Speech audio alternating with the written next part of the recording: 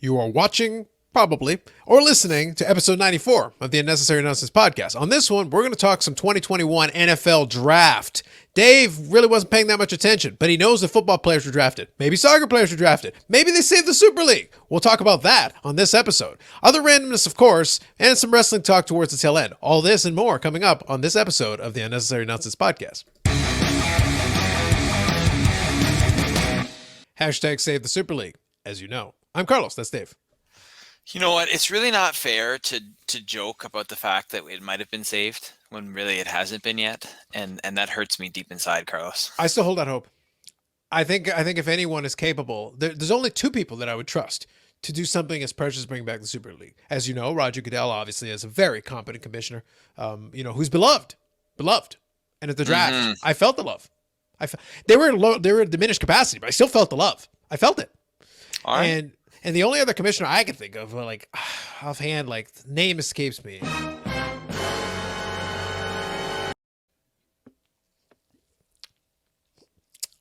It'll come to me later. Yeah. I'll think about it. But that name, that guy that we can't think of his name, he was busy this week. He did do a thing this week. I'm sure he did many things.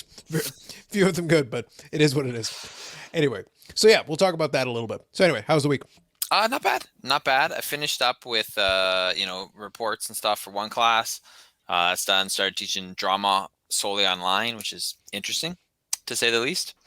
And then I read. And so this week I finished reading the Motorcycle Diaries, the Che Guevara's book, or like book that's been published of his diaries that he went on this motorcycle journey, which was really more of a like hitchhiking in the back of a truck journey, but motorcycle diary sounds better. And it wasn't the part that got me the best was, I mean, I'd seen the movie a while back, but to reading it was the part in Peru, because I've actually been to Peru, and I would say most of what he talks about in there I've actually been to, which was kind of cool to sort of relive that and experience it that way. And then got into some wrestling, watching some old Hulk Hogan matches, and yeah, that's about it. Fair enough.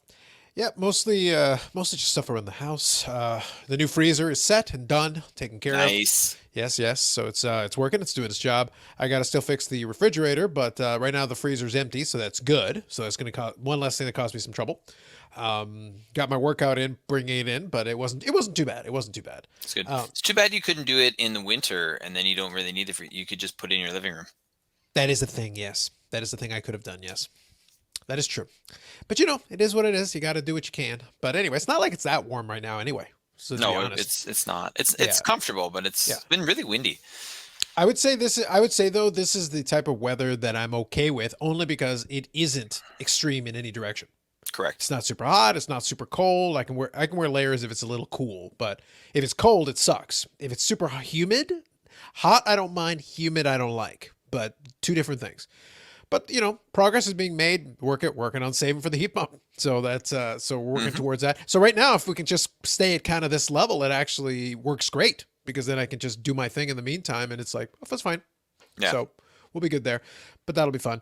So let's get into the NFL draft a little bit. All right, let's do it.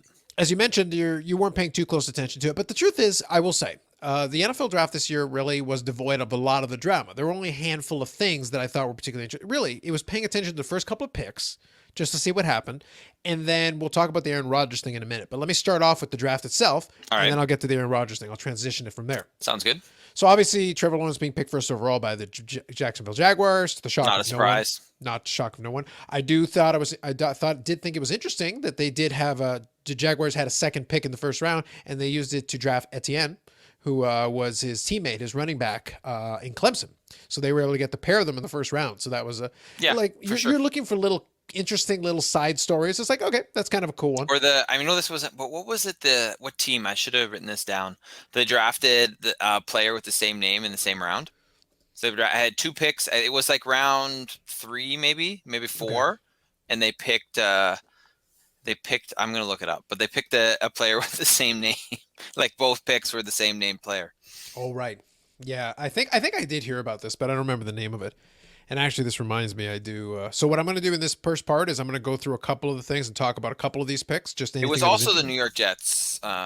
So I know because they had an early pick. So they picked Michael Carter with their first pick on day 3, and then they took Michael Carter again, but a different Well, Michael Carter. that's always the best, though. Like that's literally what you want. And so what I'll do here, I just want to queue up a picture for when the moment is right. I'll get back to a picture in a second. All right, all right. I did use this picture in a. I did use this picture on my Friday live stream, but no, it's still worth Okay. using. And I know you have other stuff to say, but I would always ask this: are you happy with the Green Bay draft? I cannot claim either happy or not happy because I have no idea who the hell that is. I had to go look it up. It's like I don't know who this is. Sure, Yeah, great. that was kind of my thing with the Saints. I was like, I'm kind of surprised you didn't take a defensive back, but hey, or the Yeah, it was the way I classify. It was funny because I was explaining. I did spend some time talking about the draft on Friday, but part of the reason I explained it is I said I was interested in the context of the overall, and then I'm also taking the card hobby side of the slant a little bit as well. But one of the things I said is like I watch a fair bit of football. I have the stream package when it's on, the season's on, and I'm watching games, including the Packer games, but I'm also watching the other teams' games as well. A lot of Sunday night football, Monday night football.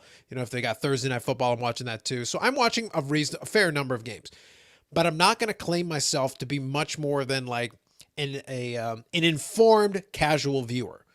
I'm not a hardcore who's in it, all the way down to the point that I could intelligently draft an NFL draft. I'm not paying attention to it. I'm not paying attention to the prospects. I'm really not watching college football very much, other than the odd game here and there, and the playoff rounds a little bit. I'll watch some of the college playoff and a couple of the bowls and stuff like that. But just it's something to watch, just something for fun. But I don't have any knowledge base. Like I know the main names. I know, when you say Trevor Lawrence, it's like, yeah, I've heard Trevor Lawrence's name so much that, yeah, I'm familiar. Zach yeah. Wilson, a couple of these other quarterbacks, talking about these frontline quarterbacks. I know who these people are.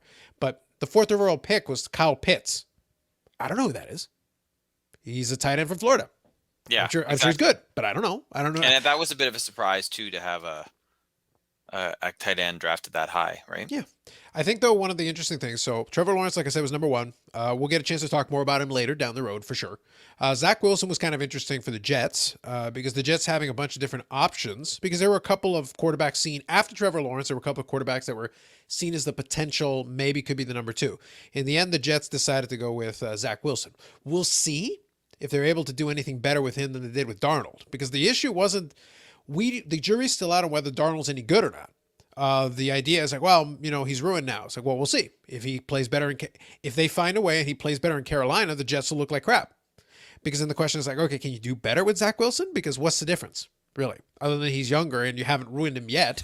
But does he have the talent to then do something with it if you are able to put better pieces around him, which is what you're going to need to do anyway in order to have any success? The third pick was the one that I think there were a lot of question marks, and that'll bring us back to the Aaron Rodgers thing in a couple of minutes. But the third pick was the potential one that could have been dangled to maybe make a deal for Rodgers. That isn't to say it still couldn't be, but the third overall pick was Trey Lance, a quarterback out of North Dakota State, the infamous North Dakota State. Yeah. So, sure. I'll skip ahead a couple of these because a lot of these, like I said, a lot of these names I don't know too much. Now, pick number 9, the Broncos, was an interesting one as well because there were still a couple of quarterbacks left. And I'll get to a couple of the quarterbacks here in a moment. But the thing is that the Denver Broncos need a quarterback. But they drafted a cornerback, Pat Surtain II, out of Alabama. The Broncos is interesting because they are another potential destination for Aaron Rodgers. Again, I'll get to Rodgers more directly in a second, but I'm just pointing out a couple of these spots. And apparently one of his preferred destinations as well. Correct. Yeah, so it's on that short list along with San Francisco and so Denver's another one. Now, the next one that's interesting is, so as a result of these happenings, at number 11, the Chicago Bears got Justin Fields, who is pretty highly regarded by some folks as a potential quarterback prospect out of Ohio State. We'll have to see. But if he turns out to be a decent quarterback, I was thinking about it on Friday. I think that would be the first decent Chicago quarterback maybe ever. I don't know. Jim McMahon? He actually wasn't good at quarterback. He was fine. Like he was good enough. Yeah, he was good enough. And the team was good. And that defense was great in 85. I personally like to think, in all honesty, maybe not all, actually total honesty, I personally like to think Henry Burris was a good quarterback. He No. did play for the Bears. En français, no. But yeah, that's true, right? Like if you go, Chicago, for their long history, actually yeah, don't have a Chicago and quarterback. quarterbacks don't necessarily go together, right? Yeah, and the thing is, like I said, in '85, they had a really good team. So, like, as they had a really good team. And like I said, Jim McMahon wasn't bad. I like to think of him. If I'm categorizing him, I like to think of him as like a more talented Tom Brady. Yeah. Like a game manager, kind of guy who's like, your job is not to get in the way. As you know. And they won a Super Bowl for that, so it worked out. But like as far as a quality quarterback play, Chicago doesn't have much to speak of because I was talking to How dare you talk about Jay Cutler that way? Well, that's what I was going to get to. Is that the guy, the buddy that I was talking to on Friday is a Broncos fan. So he was saying like, yeah, the only guy I can think of is Cutler, and for reasons of Denver Broncos, I'm not a big fan of Jay Cutler. And I go, well, there aren't too many Jay Cutler fans outside of Jay Cutler's immediate family. So there just isn't. True. We're fans of him for the hilarity. And I think he has some fans in the reality TV world because as a reality TV character, Jay Cutler is money. The man is money. But as an NFL quarterback, not so much. He got paid a lot of money, but he isn't money. As a reality TV star, though, money. Yeah, absolutely. Just so I just want to point this out. I know this is obviously a little bit off topic, but I just brought up the list of all the starting quarterbacks for the Chicago Bears since 1920. Sure. Yeah, It's devoid. It's not even like they had, somebody who ended up, backing them up after they were, a superstar. Right? It's not like they had someone such as, say, Jim Kelly after somehow he was finished with the Bills and then he went to another team for like a cup of coffee just to back up and basically hold the clipboard. Nope, they don't even have anybody like that. Nope. They have nobody. They don't even have a washed up name. That's what I mean. Yeah, nothing. No. Right? It's like Kyle Orton, Cordell Stewart, one season. There are names and names you have heard of if you follow football. But if you're talking about the great players on the Chicago Bears, right, none of them are quarterbacks for their entire history. Yeah. Which is kind of weird. It is very strange. And as a result of that, like it made me laugh because the opportunity was missed. To me, if I was the Chicago Bears, I would have pitched real hard and thrown a bunch of money to get Favre in there for a season just to take some snaps and go, by default, you are the greatest quarterback this franchise has ever had. Well, and that would have been interesting too, obviously, with the NFC North rivalry too.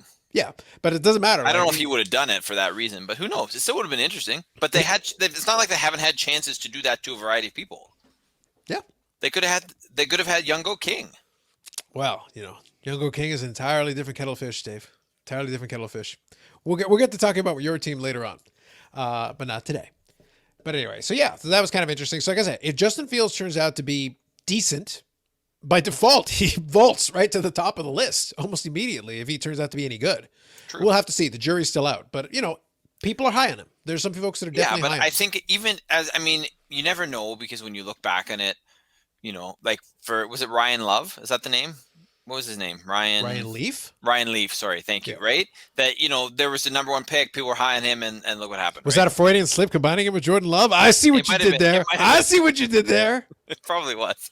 But the point is, you never know, but it at this point, it's like the draft looks good from that perspective, right? Yeah. It looks very good that they did that, and hopefully it works out for Chicago. Maybe you'll actually have a serviceable quarterback that isn't named Jay Cutler. Wow. Ooh, that's heady praise right there, my friend. And I only said serviceable. I didn't say, Hall of Fame caliber. I didn't say elite. At this point, serviceable would be an improvement.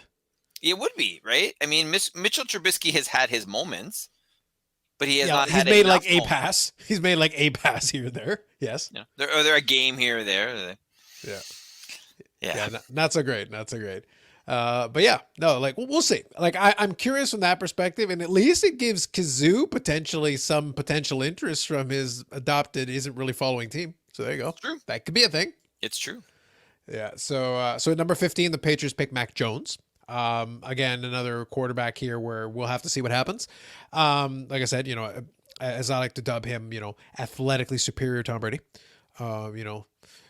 If you take Tom Brady's like athletic attributes and like bump them up 150%, which to say like above average, that's Mac Jones. Apparently. He's got a better vertical and a better 40 time, man. I was told this by the draft people. This is what I was told. You know what I find it's interesting about this though, and this has happened a couple of times in the last little bit, right? Is that I wonder what the plan is for some of these teams, right? And what they're really thinking and what the communication is. And I guess you can use this as your segue to Aaron Rodgers, or you can't. Almost. There's one more thing. But I want to say, so I'll use two other examples then, if I can remember both while I'm making this point. But first of all, right, Jalen Hurts with the Philadelphia Eagles when they had Carson Wentz. Okay, that's an example of a team that has a quarterback, theoretically. Obviously that didn't work out, but you think that, okay, you have the guy, and the guys, maybe not in their prime, maybe even in their prime, but they definitely have lots of years left, right? So the thinking was, for a lot of people, especially angry Philadelphia fan, where you sent me the video where he ranted about it, I still want to know how he feels about Jalen Hurts now. Fair. But right, you're thinking Carson Wentz is going to be the guy for years, as long as he stays healthy. Right. On paper, he should have been though. Like he's the prototypical. He's the prototypical guy that you were expecting was going to be the guy. For sure, but right, and the same thing is now. But the idea is like What I mean is when you have a team that goes, okay, they draft this guy, and it's like, well, why did you draft this guy this high if you have so and so? The same thing. The Patriots draft Mack Jones, who's probably going to end up being the starter sooner rather than later. Sounds like it. We'll see, but. Then the team comes out and goes, Cam's the starter. Right? It's like, then, you know what I mean? Then why did you draft Mac Jones this high? Like, it's like fans and people, I don't know. I think they see through it, if there is something to see through. But my point is, I don't. Sometimes I wonder what the front office is doing and what strategy they're trying to do and what some of these moves do to team unity potentially, right? Without proper communication necessarily, which I'm not sure happens in every case. Well, certainly doesn't happen in every case, but maybe has not happened in a couple of recent examples. Yeah, I think a lot of it comes down to sometimes the team will have the problem with front offices in the NFL is that you'll have the team have an idea. They'll have this notion. They'll have, okay, so our plan is to do X. And then some circumstance will change. But then at the same time, for most front offices, there's so much turnover where like, okay, so we had a plan, but if it doesn't work like immediately, we got to do a 180. And it's like, well, the problem is if you keep doing 180s, you never actually advance the ball forward. New York Jets. Yeah, like I said, I'll get to the Packers when I discuss the Rodgers piece because it plays in exactly what you just said. For the Patriots, my dislike for the Patriots is pretty much Tom Brady based. Like, listen, Bill Belichick's evil, but I appreciate his evil. He's like Emperor Palpatine, and like I've discussed previously. Tom Brady is less Darth Vader and more like what's his name? Kylo Ren. Thank you. Like whiny. Screw him. Like, who cares about that guy? Screw that guy. Basically, he's like evil, but he sucks. Yeah. So like, I can't jive with that. Like, I like evil. I like evil. Kylo Ren was cool in the first movie that he was in for a little bit, but not even all of the first movie. Yeah. Basically, as soon as he took off the helmet, you're like, this is no insult to Adam Driver, but as soon as he took off the helmet, you're like, the coolness factor of what you could have been just is gone now. Correct. Yeah. And now that we know you're only wearing the helmet because you think it's cool. Yeah. It's like, it's just lame. Totally lame. Just trash. But anyway, so we'll see. Like I said, for me, from the glorious, salt mines of my existence, the best thing that could happen in the world is that if, athletically superior, Tom Brady, Mac Jones, suddenly like takes the Patriots to the AFC Championship within the next couple of years, and they're like, and Bill Belichick's like, I just needed averageness. I did it with Brady, and now Mac Jones. Like, that would be kind of amazing because it might change that narrative a little bit, right? Because there was question obviously at the beginning of last season, is it more Brady or Belichick? And then obviously Tampa Bay had a better season. Yeah, but the thing is, as a result of that team, it's called they had an elite defense. Yeah, with the structure of that team, Tom Brady's argument wasn't helped at all. The result is great and everything, but I'm like, I think I can list off probably if I sit down and list and look at all the starting quarterbacks in the NFL, I can find you 15 to 20 that could have won the Super Bowl with that team. Not all 32, but I could have found 15 to 20 who probably would have been good enough to get them back to that spot and maybe win that same Super Bowl. Tom Brady's services were not required. But he gets to take credit for it like he did something. So good for him. Yeah. All right. Can we talk about Aaron Rodgers now, Carlos? I really want to talk about Aaron Rodgers. Well, we will in 1 second, but there is one more draft pick I need to cover. All right. There's one more draft pick I need to cover. Let's hear it. All right. This is not a big name, but I still need it because the memes, Dave, the memes. All right. All right. I need it. At number 20, the New York Football Giants select Kadarius Toney. Now, I know you're saying to yourself, who? Correct. Yes. You know who else was saying who? New York Giants fans. And you know how I know this? Because when I watched the broadcast, I looked. And as I saw this, it was one of the most wonderful things. It made me so happy. And I'll pull up the screenshot here in a second. I want to make sure I get the right screenshot. So you're watching the drive live? I was watching it. Yeah. I had it on the side. I had it on the window. And I wanted to make sure that I was keeping track of what was going on with it. So it was fun for me. So let me make sure I get this one perfect. This should be the one here. Okay. So this is the clip from the broadcast. And what I want to direct your attention to is the man on the right with the mask. And I was watching this part live when they did it. And like, look, the guy was there and you're looking at the guy and, you know, these people have their hands together. They're about to get ready to clap. And then they say, the New York Giants select Kadarius Toney. And then they're like, and the thing is, you can't see the bottom half of his face, but you still know it's like, you still know. Where is this? Where are these people? These people are at the draft. There were people at the draft, okay. but they were like in quarantine sections. The team would get a selection of fans that were allowed to attend, but it was a small group. It was relatively small. So this is theoretically all Giants fans? Oh, these people on screen here. These are Giants fans. So like, there's look at these guys behind them with their hands over their head. It's Cowboy flag. There's a guy wearing a Manchester City thing, and there's a red. Like, okay, fine. But the little sections were small. The little pocket sections were small. But this is gold. That guy in the number 8 jersey, amazing. Like all you need to do is just look, and then you got the guy here with his hands on his head, and you got this other guy with his hands on his head. The amount of perplexion in one photo is probably the most I've ever seen in my life. Second. I just can I even zoom more? He's like, dude. Look at it, Dave. Amazing. Is that not wonderful? I Googled that shit while we were talking about this. That's why I said, Dave, I am not skipping past this pick. Fair enough. It needed to be seen. I need you to look at this man's face. This is the face of a man who cheers for the New York Football Giants and is like, what are the mistakes that I made in my life that led me to this point? They have Daniel Jones. He's boring. Right there. That is a man. I can't speak to whether he's a good man, a bad man, or a neutral man, but he is a man who has made a lot of mistakes. One of these mistakes was cheering for the New York Giants. Facts. So you see, Dave, that's why you have to trust me. We couldn't skip past that pick. We could not skip that pick. It was worth it. It was worth it.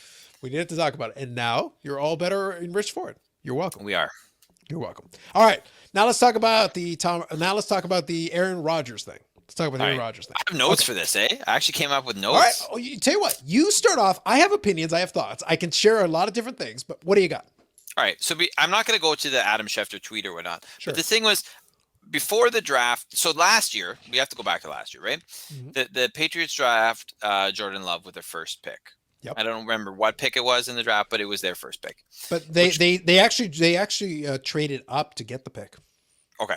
Remember that detail. It's important detail. That's an important piece. So it looks like they were going after this guy, but you're like, wait a minute, you have Aaron Rodgers, right? And then Aaron Rodgers proceeded to get pissed off, but then tell people he wasn't really pissed off, and then came out, played the season, and just killed it. Minus the NFC Championship. Yep, won the MVP. Yep. And okay, fine. Basically saying like Aaron Love who, or not Aaron Love, Jordan Love who. Sorry, man, I'm getting my names all mixed up today. Anyway, so before though, there's always been sort of rumblings about how he felt with the team. Obviously, before they got Matt Nagy as the coach, but things seemed better now that they had him. But then there were some rumors that did you see Matt Nagy? Isn't like It's he's LaFleur. Matt LaFleur. Sorry, No. I can't do any names today. Apparently. Wow. Listen, John, I need you to focus. Got it right. See, that's the thing though. Like John's my middle name, so I can go with that. There you go. Anyway, San Francisco was asking about his availability in a trade. Before they made their pick, they ended up drafting a quarterback and whatever. But apparently, it boils down to Aaron Rodgers is super pissed off. Apparently, he's met with the GM, the president, and the head coach, but he like hates the GM with a passion, like with unbridled passion. Yep. Apparently, I'm not sure because I've heard different things and read different stuff that he's been offered a contract extension that he said he wanted, but maybe it wasn't enough because that seemed to be a thing that he wanted. I don't know. He still has 3 years remaining on his deal, but it's come to the point where there's rumors going around and flying around that he might be a no-show to camp, that he's even strongly thinking about retiring, which would mean he'd have to sit out this season and could come back the following season. But if he did that, he would owe Green Bay $11.5 million this year that he'd have to pay back, and $11.5 million next year. But basically, it all comes back from his being pissed off about Jordan Love, which, and there's talk about restructuring his deal as well, which I think the restructuring has been offered, but not necessarily the extension that he wanted. Mm-hmm. But it seems to me like part of this, if he is that pissed off, I think some of this is maybe a little silly because, he's definitely right now in this moment, at this very moment, he's a better quarterback than Jordan Love. I don't really think he should feel threatened by Jordan Love. But I get why you would be, upset at your team. But I don't know. Like you'd think that if that's what's really bugging him was that they drafted Jordan Love, they had a year to figure this out. Mm-hmm. Yeah. So that's where I'm at with this, Carlos. And I mean, if he leaves, great. Like I don't really care what happens because I'm not a Green Bay fan. Mm-hmm. But this is not a good look for that team, considering the caliber of player that Aaron Rodgers is. Mm-hmm. Right. So the first thing is, I don't think it's threatened by Jordan Love at all. I think that's a fun little narrative because I've been reading the Packer forum. You know how I am with the salt, Dave. Once the moment is right, I am in my element. It's like the bat signal. I swoop into action. There's salt to be enjoyed here. I'm ready. It's like I've been called. I am needed here. Yeah, I am for needed sure. here. So it was wonderful. I was enjoying it. To the Carlos Mobile. That's right. And the Carlos Mobile is a golf cart that has a really annoying horn just to piss people off. I love it. It's like it's also been known as a troll mobile because that is my mobile. That is what I would do. Anyway, the point is that once I was called into action, I swooped in as heroes do. Not all heroes wear capes, Dave. Not all heroes wear capes. It's true, man. But there I was. I was in my element, in the moment, and I was like, no, he's not threatened by Jordan Love, but the reality was that Jordan Love, number one, I really don't think they needed to trade up to get Jordan Love. So just from a logical standpoint, you're sitting like, look, even if this is your plan, you traded up to get this pick. There's certain things that I need, and I'll reiterate an analogy I gave. So I tried to bring it into like a working context so people could like try to imagine it. Yeah. The closest I could do was think like a white collar office job, but think like a job that relies on projects. You're doing projects. Now, your success or failure, you're the one, quote unquote, leading the project, or you're one of the people entrusted with leading this project and ensuring the success of the project. But what happens is, in a project, you're working in a team. Mm-hmm. And no matter how good you may be at whatever it is you do, you simply cannot do every job in this project. So you are only as good as your weakest link. Correct. So if you identify there are certain weaknesses and understanding that your objective is to accomplish whatever this is, and you will be blamed if there's failure, at the end of the day, then it behooves you to say to whoever may be able to help at this, saying there's certain personnel we need. We need this, this, and this. In the case of like a project, you could say, well, we need a programmer and we need, a person who could do this and a person who could do this. These are the areas that will help us and give us a better chance at getting this thing done on time, on budget, getting what you want. The result you want, This is the best way. This is the Packers are the equivalent of the boss saying, all right, we hear you, we got it. Or in this case, they were kind of like, screw off, we'll do what we need. And then they went and hired a marketing guy. Now, here's the thing. You could argue, say, well, the marketing guy they hired is a better marketing guy than the one you have. And you could say, yes, that might be true. You might have upgraded this position, but it wasn't what we needed. It didn't actually fix our problem. We're still in the same place we were before. Yes, you've upgraded something, but you didn't upgrade what we needed. We're no closer to our destination than we were before. And then you're going to sit back when we fail and you're going to say, well, we gave you better talent, but you didn't give me the talent that was going to help me with the problem we had. Yeah. The deficiency has not been addressed. Jordan Love was not going to address the deficiency. Even if you're thinking ahead and saying to yourself, okay, let's plan for the future. Fantastic. Do that. But then it needs to be understood that you still have to address the problem. Yeah, because you're trying to have your cake and eat it too. You're sitting there like, okay, we have to plan for the future. But at the same time, okay, so then are you in on the present or are you just crossing your fingers and hoping for the best? Because they went to 2 straight NFC championships. So they were a game away from the Super Bowl for 2 consecutive years and did not address the problem either time. This time around, they did not address the problem, by the way. In this year's draft, they still did not address the problem. The pick they had at number 29, which isn't a great pick, they got Eric Stokes, a cornerback out of Georgia. Okay. Cool. Okay, great. So I got another cornerback. What am I going to do with that? Well, I mean, hopefully it helps improve your defense. I mean, it's not like you have an elite defense in Green Bay. No, it's not. Like I said, it's not a bad thing. But really, that doesn't seem to be the main issue. No. The main issue is that yes, the defense needs to be upgraded, but it's not like one cornerback isn't going to fix that. At number 29, you're probably not getting an elite level cornerback anyway. You're probably getting a good one, but not a great one. So it's not going to fix your problem anyway. And the reality was, and I said it the last couple of years, for many years, the defense was atrocious. Mm-hmm. Now it's merely, it's not great, but it's not the worst. I've definitely seen worse. But the problem is that what you did is you ran into this problem like, let's put it this way. The offense isn't great either. It was okay. And statistically, it looked okay in the regular season. But I knew, and any reasonable person would know, okay, so where's Aaron Rodgers going to go? Devontae Adams. What else? Lazard, maybe? This week? Valdez-Scantling! No, but I'm saying, or Valdez-Scantling, maybe? Question mark? Yeah, but you also Equanimeous St. Brown? Question mark? As a fan, and you've mentioned this many times, you don't have confidence in anybody other than your number one receiver on that team.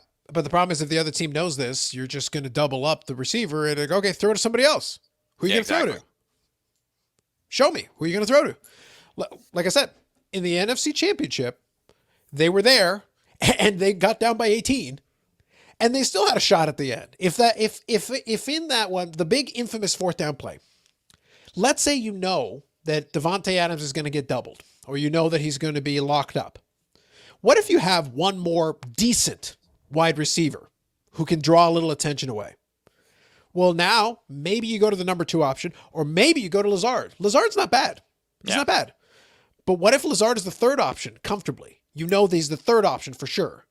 Well, then it makes Lazard more effective. It means the likelihood is maybe Lazard will be wide open.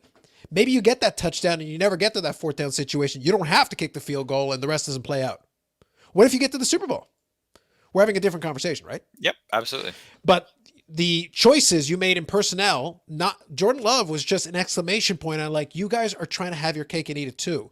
You're trying to hope that you can run it back and be in this position to contend, but you never got us enough to get us over the hump. But then you're making the succession plan where like, okay, so let's say Jordan Love then takes over.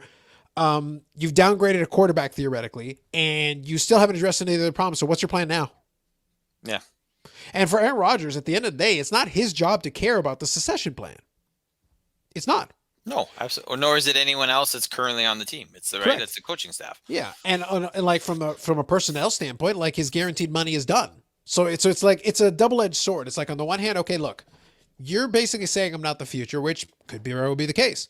But then my guaranteed money is so if I'm going to deal with this and I know I'm out the door in a year or two, you'd rather just boot me out the door in a year or two anyway. Well, then I may as well get guaranteed money for it, or get me out of here and let me go play somewhere else. Because like, I don't think we're going to get over the hump here. You haven't fixed anything. So I go roll out, let's say have another great season and we fail again in the NFC Championship for 3rd straight year. What is the point? We're hitting the same brick wall over and over again. We're not going to get over this hump because you've done nothing to ensure that we're going to get any further. Yeah. One more cornerback is not going to change life in Green Bay. And the problem was, if it had been 1 or 2 years, so be it. There was somebody who made a tweet that gave the stat, and there has been one offensive player, a skill position player, drafted in the 1st round for the Packers since 2002. One. And if you want to count it, well, they drafted a quarterback, Jordan Love, and they drafted Aaron Rodgers back in 2005. But outside of that, wide receivers, running backs, something like that, nope. Since 2002, one. They're actually not very good at this, is the point I'm trying to get at. Yeah. So it's like you're trying to work with this. There could very easily be a drop off. So now from the organizational standpoint, I get the idea that they don't want to acquiesce to the player, but at the same time, it's like, well, you might want to try to get something for him because I'm going to root for the Packers anyway. But I will say I am rooting for Aaron Rodgers to take this to the house. To use the mob terminology, go to the mattresses, go all the way. If they won't do it, fine. Don't show up. Retire. Do whatever you have to do to be like, I'm not coming. So either trade me and get something, or I'll go host Jeopardy. Screw you. And then come back with another team next year. Maybe. The year after, right? Maybe. I could see he could, possibly do that. But I think it would be this is a toxic relationship that should have been separated a couple of years ago, and now's as good a time as any. Just get it done. That is my opinion. As a Packer fan, I will watch Aaron Rodgers do his thing. Hopefully he does well. I don't have a lot of faith in the Packers doing extremely well because I don't think they're configured for a young quarterback to succeed. I don't think they are, but we'll see.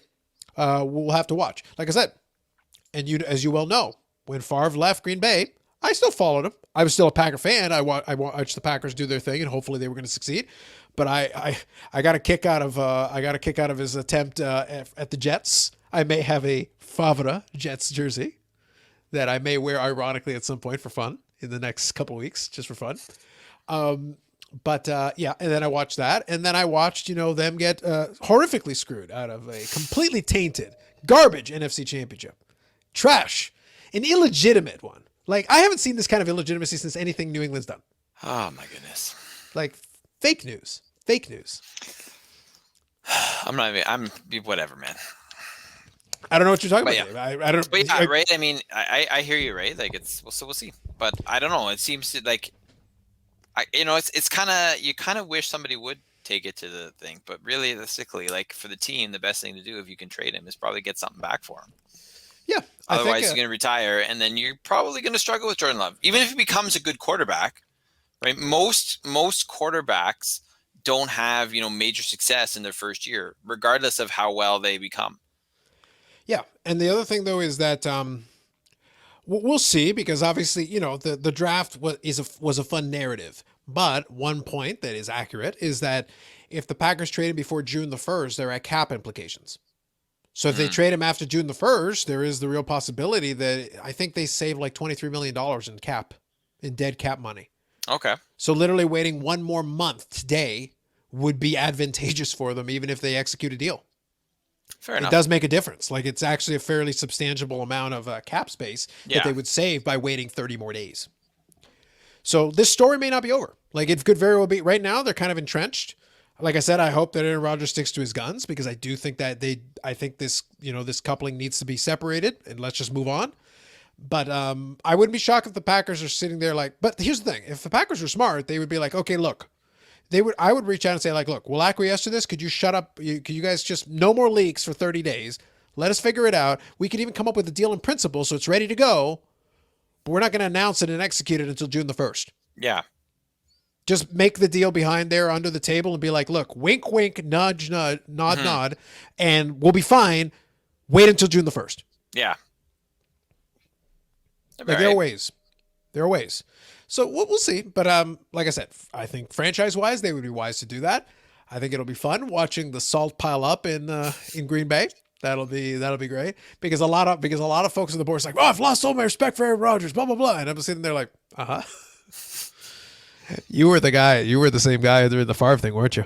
And they're like, and some of them were like, well, at least when Favre left, he didn't. It's like, didn't Favre threaten to retire like 6 straight years? He did. I was there. It's true. It was so good. So good. Like I said, Dave, I am only gaining in power right now. The salt is real. If I can't have the Super League, then at least I can have this right now. And the Super League is still in play as far as I'm concerned. It's not dead. I refuse to acknowledge that. Hashtag save the Super League.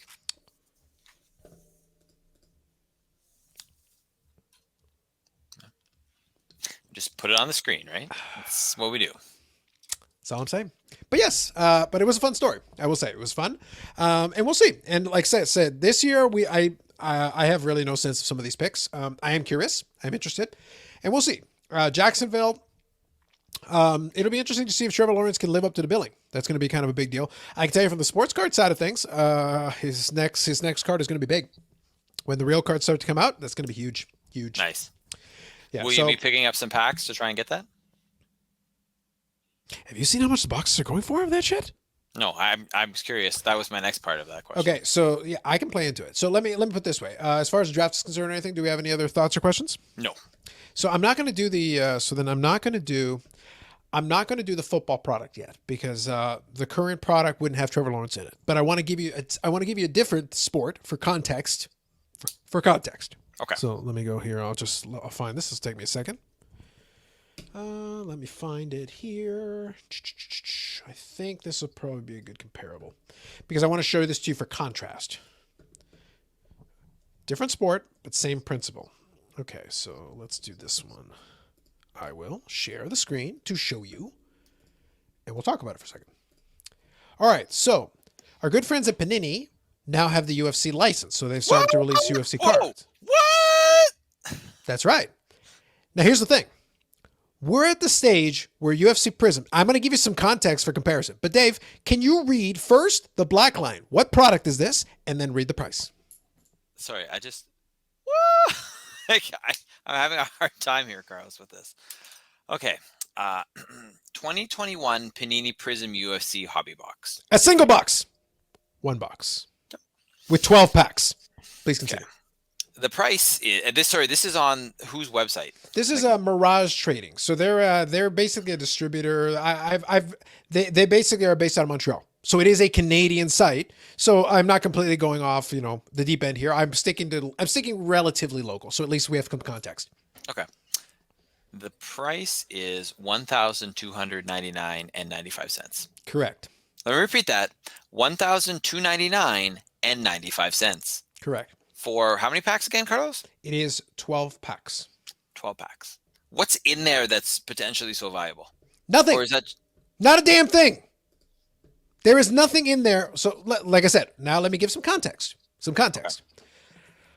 One of my favorite things, one of my favorite sets that I have bought some cards from over time is I've been slowly chipping away at working on the 2018 Topps Chrome UFC autograph set.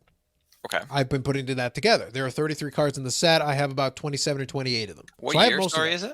This is 2018. It's only a couple of years ago. Okay. So it's not like years and years. It's 3 years ago.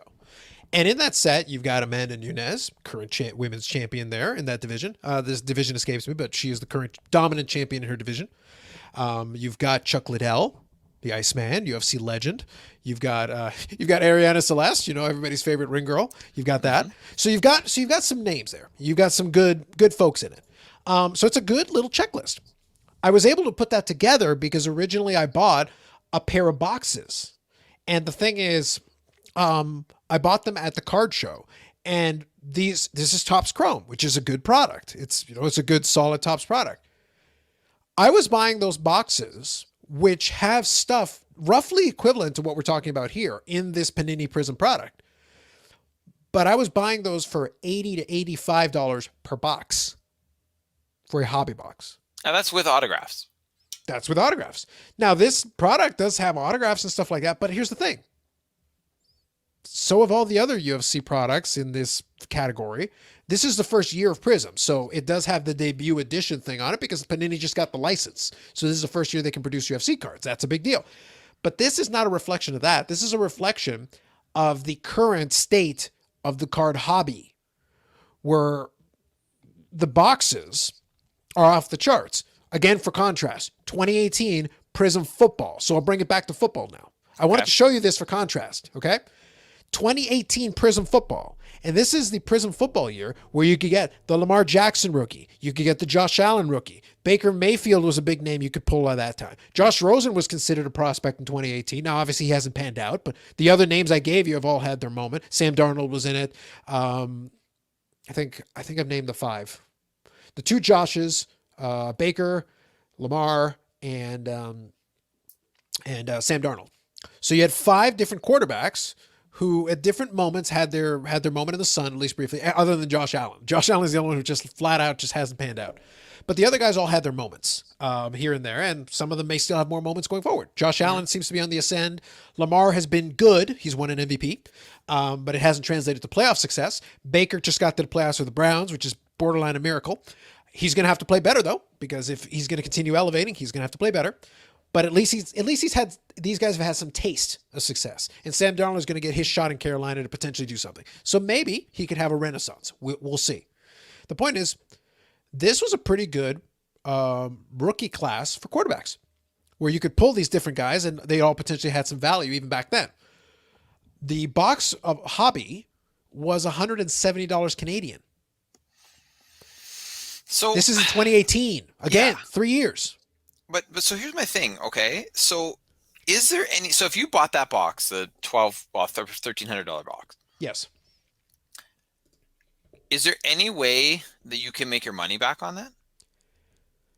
Right now, as far as I know, I don't think so. So why would anyone pay that? Because there are folks that think there's a possibility, but like, I genuinely don't know what you could pull in that. I have to look at the checklist. I don't know what is in that UFC box that I feel would be, because like, what if I pull, okay, so let me use an example. They have autographs and stuff. Amanda Nunes is still dominant. She's still one of the dominant female athletes there. And obviously female athletics have done better in cards and stuff. The WNBA cards sold out and stuff like that. So, okay, maybe you don't like Amanda Nunes. Maybe you like some of the other champions, maybe John Jones or something. But I'm trying to think through like, okay, so let's say you pull an Amanda Nunes autograph, like one that I have. Okay. Like I bought the Topps one, and I think the Topps one cost me, what was it? When I bought the Topps Chrome originally, I think it cost me like $30 for the Amanda Nunes. Yeah. Which is a pretty good price. I think it was very fair. I thought it was pretty good. And again, she was dominant champion. She's still the champion right now. She beat up Ronda Rousey and put her in retirement, basically. So pretty good. Pretty good run. And she basically semi-retired Miesha Tate as well. Like she's beat up almost everybody. She's basically cleared out the division. So obviously done very well. And she even beat Cyborg, one of the biggest names left. Done. Took care of her too. But even then, like, okay, so if you pull a Chrome Amanda Nunes, is it going to be like a $500 card? Because if it is, mine should be worth more. Because mine is from 3 years earlier, and it's Topps Chrome, and it's a nice, it's on card autograph, and it's got all that stuff going for it. But like, I don't think that's true. Yeah. So like for comparison, I don't know what the new product is going to be with Trevor Lawrence in it, because right now we've got the 2020 product right now, and Trevor Lawrence is not in that. But you do have still Joe Burrow and those ones. So you've got those guys. So here's what the football box of Select that just came out recently for football. So we'll use football.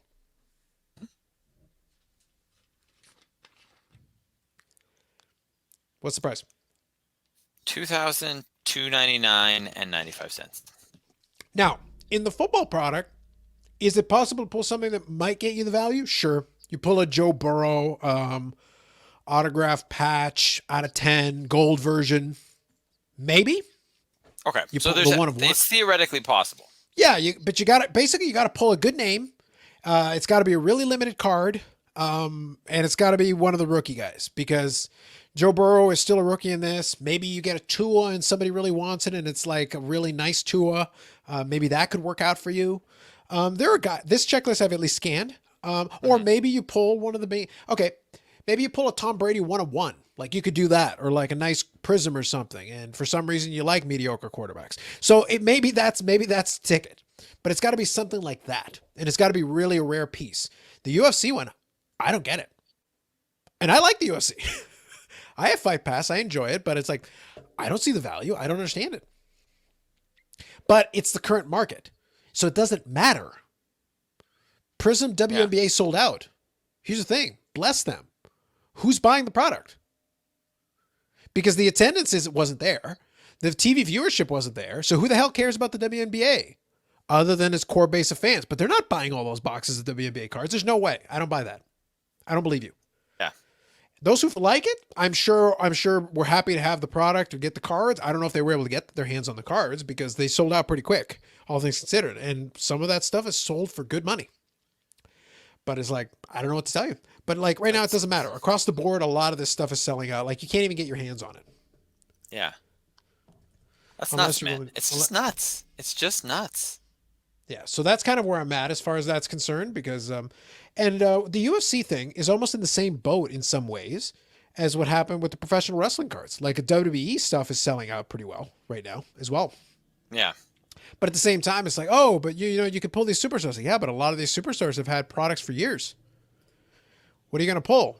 Well, you could get like, so you're going to say like John Cena, Randy Orton, Brock Lesnar, because all those guys have had cards for years. Yeah.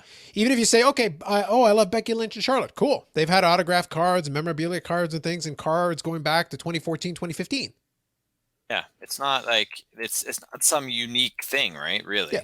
This wouldn't be the first year that's been out. And you've had plenty of chances if that was your desire. But for some reason, now you're excited. Now you care about it. Okay. If you say so, whatever you guys say, I'll take it your word. But I don't know what else to add there. Like I got nothing. Yeah, like, and then you have to hit, like, you really have to hit to even get something decent, right? Yeah. And I was trying to think like, that's what I say, in the same vein. I was trying to think like, okay, so what is the hit? I don't know. Yeah. I don't know. So I'll take a look at that checklist because I'm genuinely curious. I don't know who's in it. But I'm at a loss as to what the potential pull could be because I'd have to see. Yeah. A lot of the guys that I could think of is like, yeah, okay, cool. Maybe there's some cool stuff you could pull. But I don't know. Yeah, we'll have to see. Nuts. It's just nuts, man. Oh my God. So the autograph checklist is only 20 cards. It's not bad. Okay, so let me quickly read you off the list of names on the autograph checklist. By the way, All right. I don't expect the autographs to be the main draw, but for me, it's probably a draw, just because it's interesting for me. Okay, so, and obviously you got parallels of all of these, but let's just talk about the main ones, the basic ones. Okay. Okay, so Donald Cerrone, Jose Aldo, Shogun Rua, Uriah Faber, Holly Holm, Cain Velasquez, Cody Garbrandt, Cody Covington, Colby Covington, Davison Figueroa, Dominic Cruz, Francis Ngannou, Joanna... I know who that is, but I can't even pronounce the name. Justin Gaya, Max Holloway, Peter Yan, Rose Namajunas, Sean O'Malley, Tony Ferguson, Valentina Shevchenko, and Alexander Gustafsson. Mm-hmm. Here's the thing. Most of those people that I just named off, a bunch of them, Uriah Faber, Holly Holm, Cain Velasquez, Dominic Cruz, Joanna, Max Holloway, Sean O'Malley, Tony Ferguson, those people that I just named off, they were all in the 2018 set. I have all those autographs. Well, except for the Holly Holm one. But I have all those other ones that I named off. Right. So this checklist it's not a bad checklist. It's not a terrible checklist, but it's like, okay, I don't think that's going to carry you. Yeah, there's not $2,000 worth of, like none of those there. people that you could pull, even the best version of them, you're not going to get that value. The Valentina Shevchenko would be cool because she's good. I like her. So that's fun. Champion signature set. There's another checklist there. You got George St. Pierre, who's one of the ones that I'm missing in the other one. Stipe Miocic and stuff like that. Junior Dos Santos. So great. Okay, so some decent. And Amanda Nunes is in that one, so that's cool. But Octagon signature. So they created a bunch of signature sets. Okay, so you can get Misha Tate and stuff. Like, there's decent ones. They cheated. They made like 8 different signature checklists. Come on, that's trash. Trash. Yeah. You can get a Hoist Gracie if you want the sensational Ooh. signatures. Ooh, fancy. I would go to eBay and buy the singles. That's my suggestion. Don't buy the box, just buy the singles. Sounds like a plan. Yeah, I'm just scanning through quickly. Knockout artists. So they got a bunch of they're just kind of regular inserts. Bunch of regular inserts, obviously with a lot of parallels and stuff. Basically, you need a 1 of 1 or an out of 10 of a really popular fighter and hope for the best. Good luck with that. Yeah, exactly. I think you'll lose your shirt, your pants, your house, and probably half of your life savings in the divorce after you buy this box. Good to know. Well, I will not be buying that box, Carlos. And that applies, by the way, even if somebody's not married.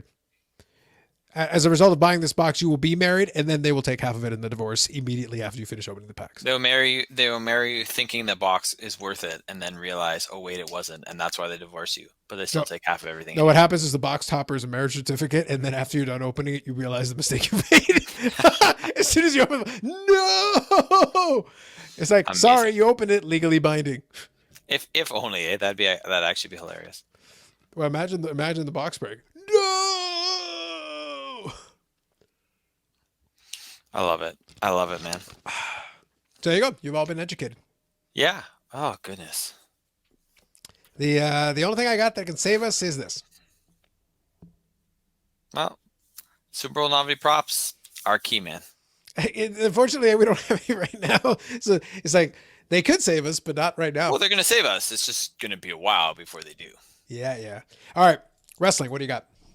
So I was just curious about this. While you're talking, for those of you who have the benefit of video, I will be rotating through some images. All right. Please continue. Should we talk about Hogan first, or you want to talk about? So I also started listening to the Steve Austin Show podcast, which got some good. It does have some interesting interviews. But this got me thinking last week after I watched the Roddy Piper biography, which I believe I mentioned on the last podcast. Mm-hmm. But to you, so my question is to you, since you are the bigger fan and have more knowledge than I do throughout the history of professional wrestling, or sports entertainment. Apparently, you're not even supposed to call it professional wrestling anymore. Well, according to Vince McMahon, you're not. Yeah. So the greatest is how I was listening to his interview with Steve Austin on the show, and Steve Austin keeps calling he calls it professional wrestling all the time, and Vince McMahon's trying to correct him. It's kind of funny. Well, because Vince wanted to convert it away from it, because professional wrestling is what his dad did and stuff like that, and he wants to make it sports entertainment, because if he makes it sports entertainment, he can pull a bunch of garbage. Remember I told you Vince McMahon it's under his regime that they went away from dealing with the athletic commission. Correct. Because when they say it's sports entertainment, it's like, if you say professional wrestling, here's the thing. Wrestling is a sport. Yes, it is. Kurt Angle was an Olympic gold medalist in wrestling. Brock Lesnar was a NCAA champion in wrestling. So that is a sport. You can participate in the sport of wrestling. Mm-hmm. Professional wrestling, see, in theory, you could have people that go out there and wrestle professionally. They could have tournaments where they have a prize purse. That is possible. I don't think that exists. No, I don't think it does either. But if it did, those people would be professional wrestlers, because that would be a sport. You would have a sanctioning body. You'd have all those things. Agreed. You could theoretically have that. But this is not what that is. No, that's true. It's not a sport. It's athletic.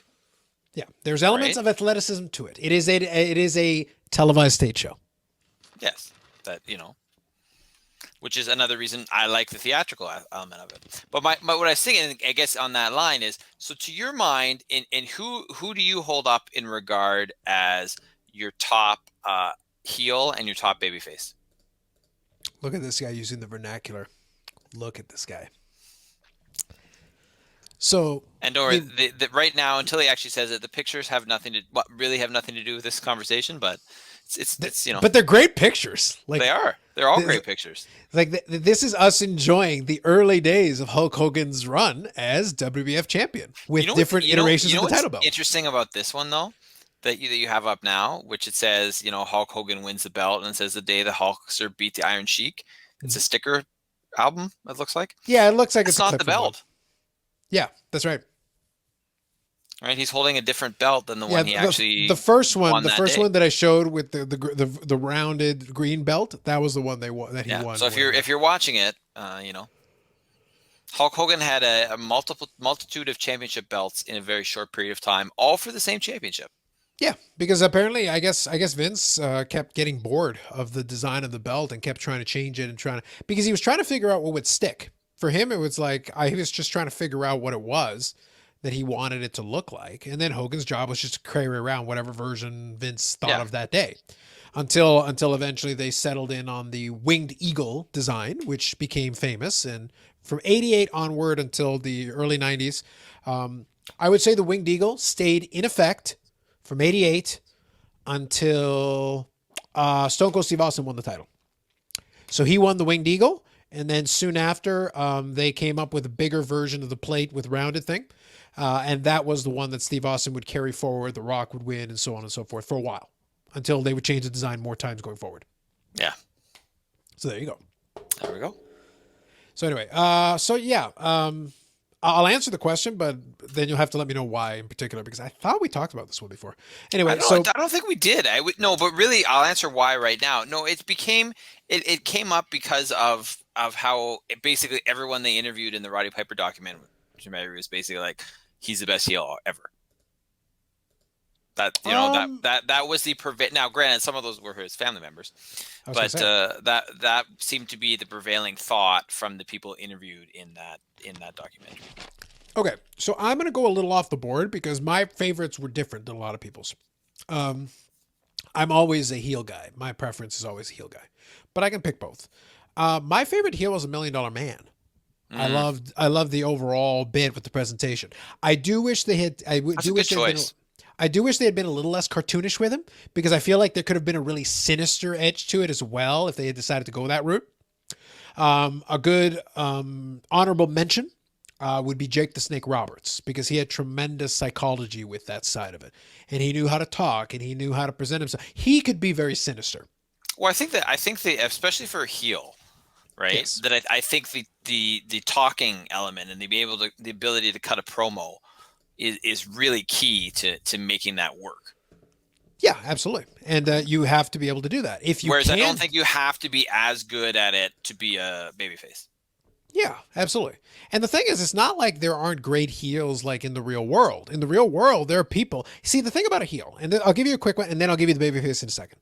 But the thing about a heel is the key is to get a great reaction. That's why I enjoy, like I said, I have an affinity for the heels. Well, healing it up is not unlike being a troll, not unlike being a professional troll, a master troll.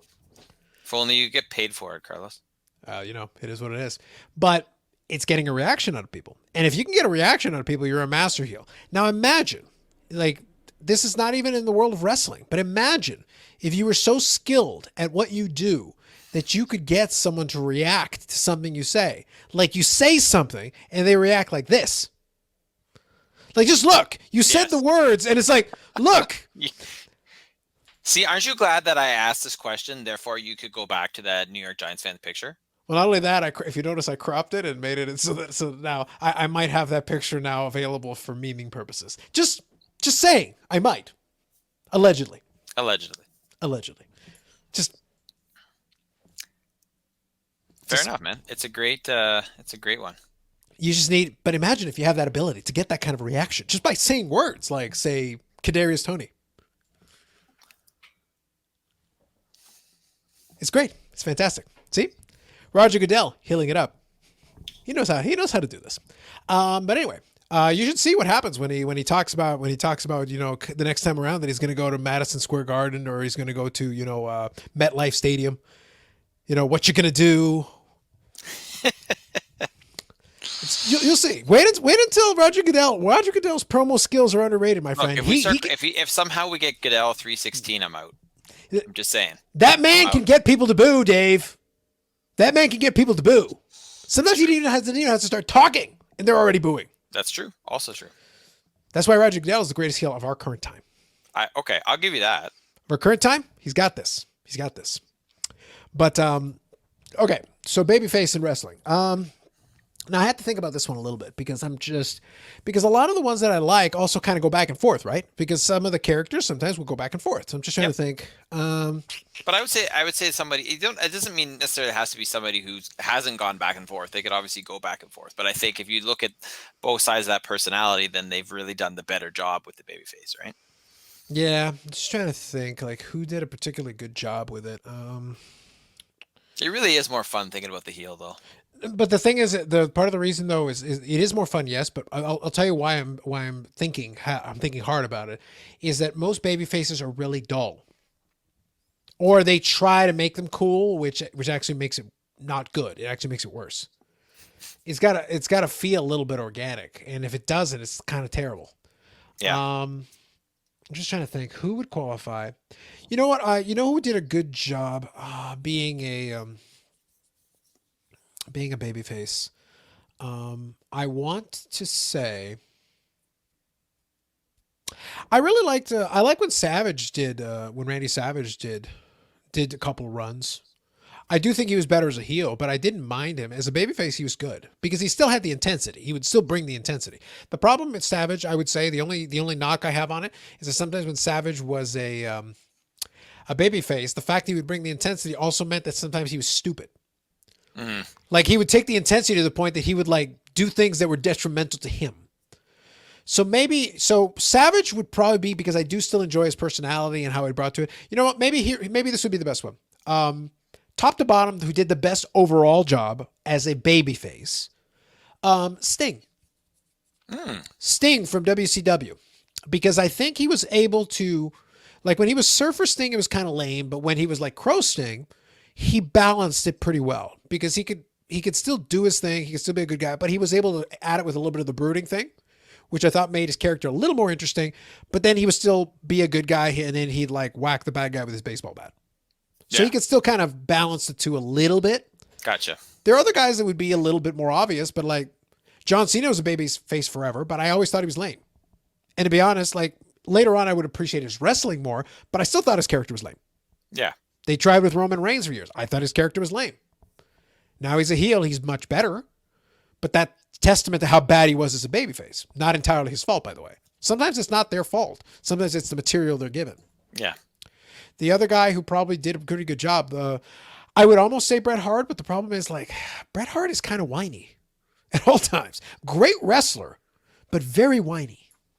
I think I was thinking this the other day because I was reading that he was going off on Triple H, right? Which I don't mind, by the way. That part I'm okay with. with. That part I'm okay with. I was never a fan of his.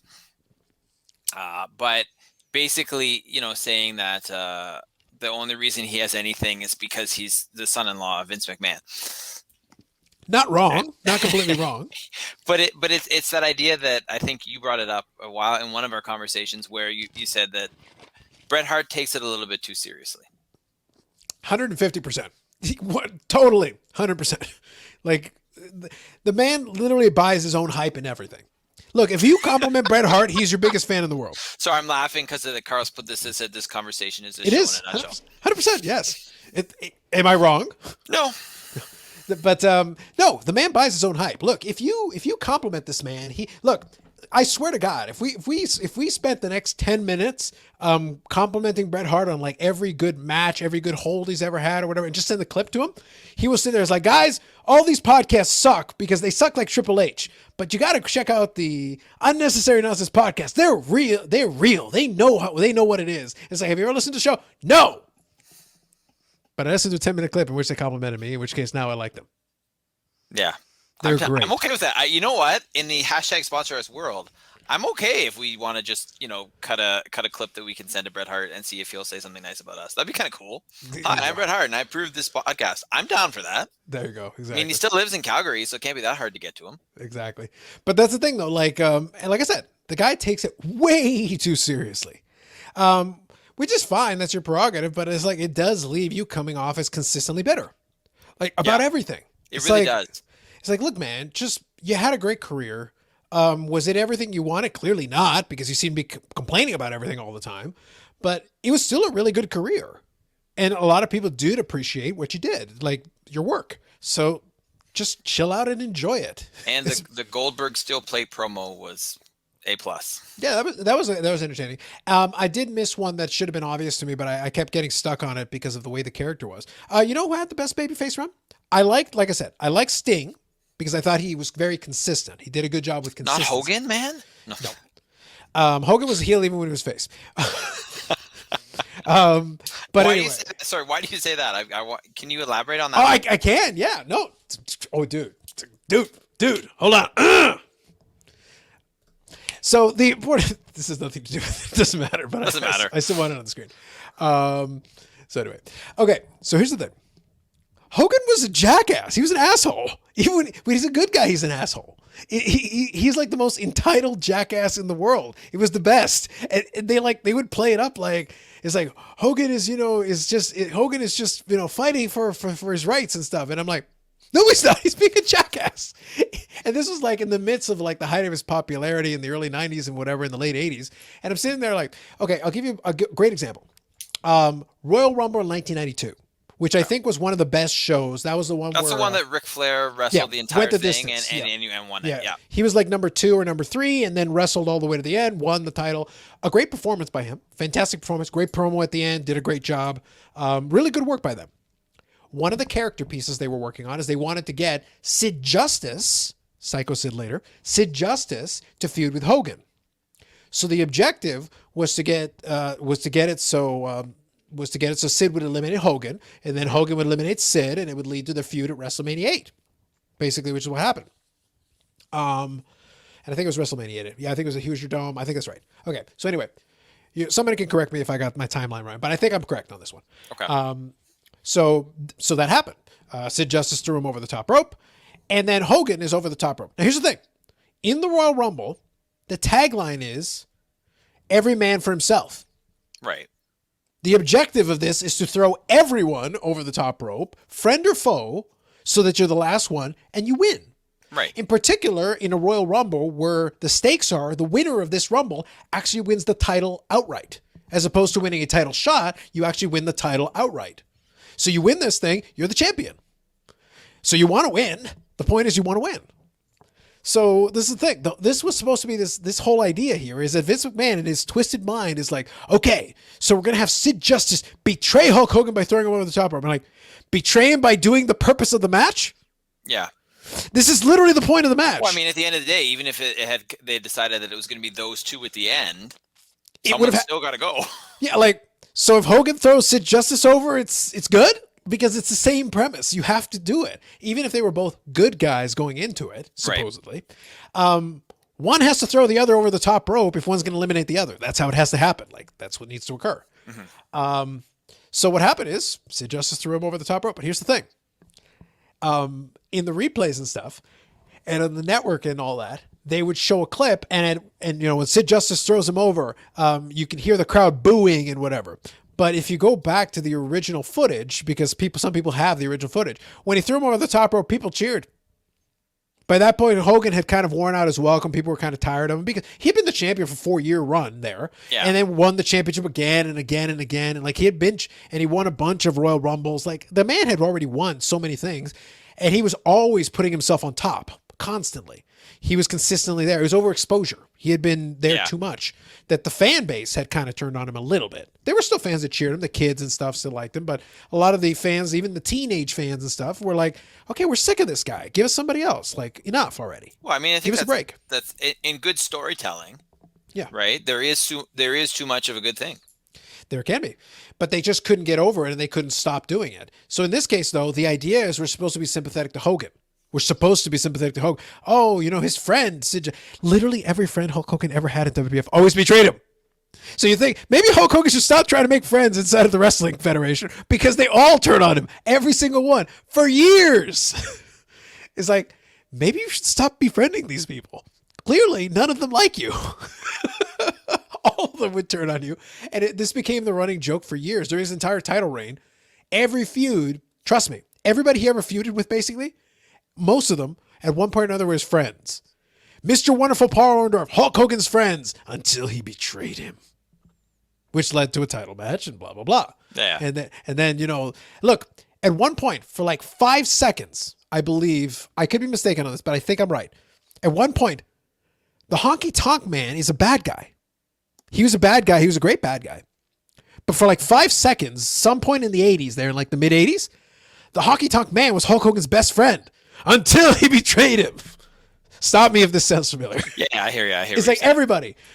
The Macho Man was Hulk Hogan's friend until the Mega Powers collided as WrestleMania 5 when Macho Man betrayed Hulk Hogan. And I'm like, guys, really? Like, do we have to keep going to the well?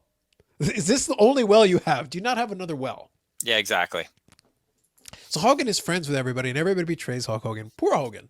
Poor Hogan. Like, he doesn't have a friend in the world. It's just awful. So sorry, go ahead. Okay, so 2 things real quick. So first one, my favorite, Brutus the Barber Beefcake, who was his real life buddy. In WCW, he had a bunch of lame gimmicks, but at one point, one of the gimmicks resulted in Brutus the Barber Beefcake attacking Hulk Hogan, and then leads to a title match. Of course, right? But then everybody's sitting there like, this dude sucks. Why does he get a title match? He's Hulk Hogan's best buddy back in the old days. You ever looked up the Boulder Brothers? No. Oh, so good.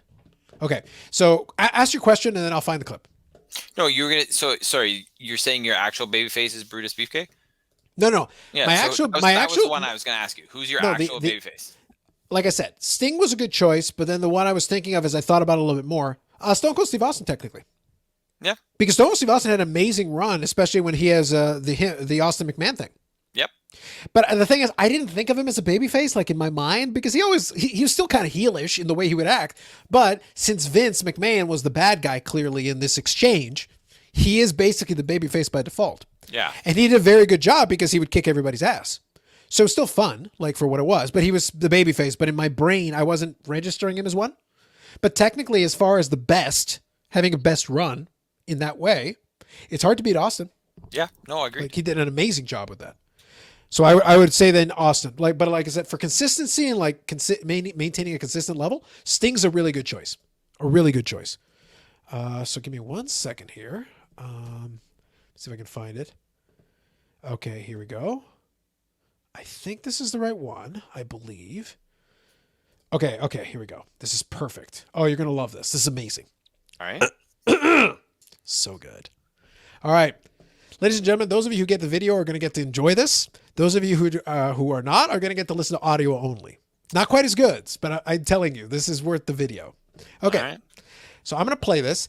This is a promo from 1979 from Memphis Wrestling. Memphis. Okay. Mm-hmm. This is Terry Boulder giving a promo against Ron Bass. Pay attention and see if you can recognize the person giving the promo. And then I'll explain the other person on the screen other than the interviewer after. All right. Now I've given you the background and context. All right, here we go. So I will put this up here. Here we go. And make sure I've got the audio on. All right. Ready? Ready. Talk about Mr. Bass for a minute. One of the most tragic events in his life is just about to take place this Monday when I get my hands on him. There's just been a little bit of a problem. Where we come from, there's a bad junkyard dog in Port Tampa, and he was always beating on all the little dogs and biting on their ears and everything. And all of a sudden, a little bit bigger dog came along. And last Monday in Memphis, my brother dropped so many elbows on Mr. Bass's head that his eyes kind of look like Goofy Grape, Well, now Mr. Bass is running scared because the big dogs get on him. Well, there's just a little bit bigger dog that's after you, brother, and that's me. And this Monday night in Memphis, Daddy, when I get a hold of you, Mr. Bass, I'm going to take you and bury your head right in the mat, brother. I'm going to teach you a little bit of a wrestling lesson and a little respect for these good people around here. I'm going to put the super southern squeeze on you, Daddy. And when I get done with you, brother, I'm going to squeeze all that meanness out of you and all those bad ways you have. And I'm going to turn you over to these people in Memphis and let them whip on you a little bit after you're down and out. That's a promise I'm going to make to everybody here. And I'm going to have my running shoes on, so if you plan on running one more time from me, I'm coming after you. And if I catch you in the dressing room, I'm going to drag you all the way back out to the ring. So, very important. Just so we're clear. So, you know who this is, right? Yeah, it's Hogan. Correct. But this is Southern Hogan. He's got the Southern squeeze, Daddy. Yeah, right? I mean, that's what I said. Like, we watch with a smidge of an accent. Just a little bit of a really bad accent. Right? His game definitely was upped as he went along. That's for Correct. sure. Yeah. So this is Hogan in 1979. Okay. So who's the guy on the left? Is that Brutus Beefcake? That is Brutus the Barber Beefcake. Back when he was Terry Boulder's brother. They were the Boulder brothers. Nice. So he was associated with a good friend Hulk Hogan way back in the day, back in the Memphis days. But back then, you see, he was his brother. You got to mention brother as much as you possibly can, right? Brother. Or daddy, if you prefer. Yeah, no, I prefer brother. Does it make you all a little uncomfortable to know that Hogan, before he was brother, was brother, daddy. Yeah. Brother, daddy. Just a little uncomfortable. It's a little bit. But there you go. But back in the days when Hogan had a little more hair and Brutus the Barber Beefcake had his own blonde mane. Good to know, man. I appreciate it. These are the references I bring to you people. I brought you Memphis Wrestling from 1979. You're welcome. Oh, and the people are thankful for that. See? These are the things that I do for you guys. And now you know. Back in the day before the leg drop, it was the Southern Squeeze. Yeah. It was a bear hug. Literally just a bear hug. Hogan was big enough, his arms were big enough that they just rolled with it.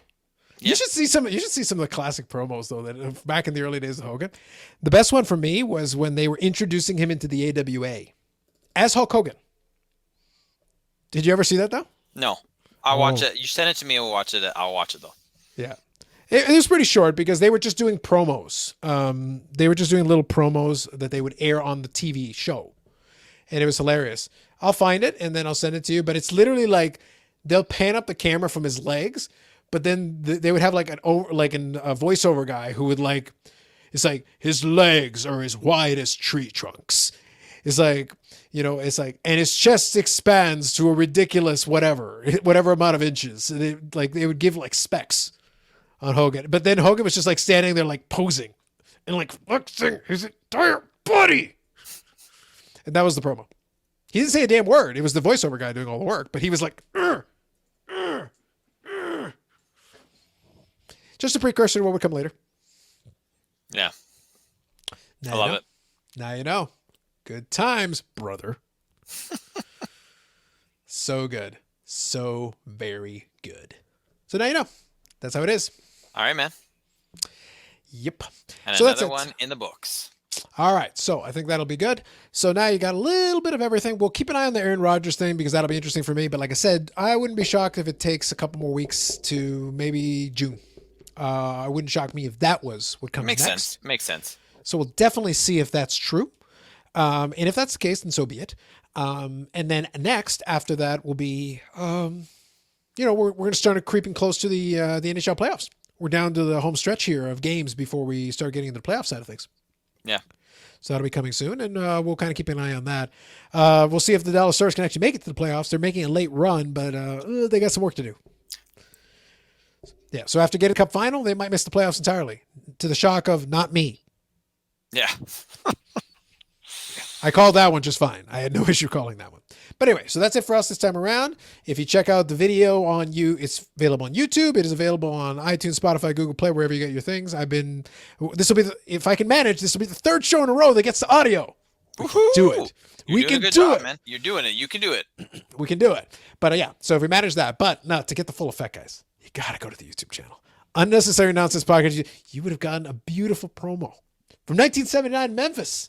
And you would have gotten to see the face of the New York Giants, the face of memes going forward. Which is really, that's the key. That's what you missed from this podcast. Like, there can be no doubt about this. Like, in all honesty, like, is there anything else that we can add? Like, we know how this is. We know what this is.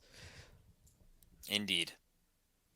And that'll be what takes us out. That'll be what takes us out. Just look at that man's face, those of you who are seeing the video, and just understand that they're like, who is this guy? Who? And that's the New York Giants in a nutshell. The New York Football Giants. Anyway, so that's it for us. We'll catch you in the next episode of the Unnecessary Nonsense Podcast.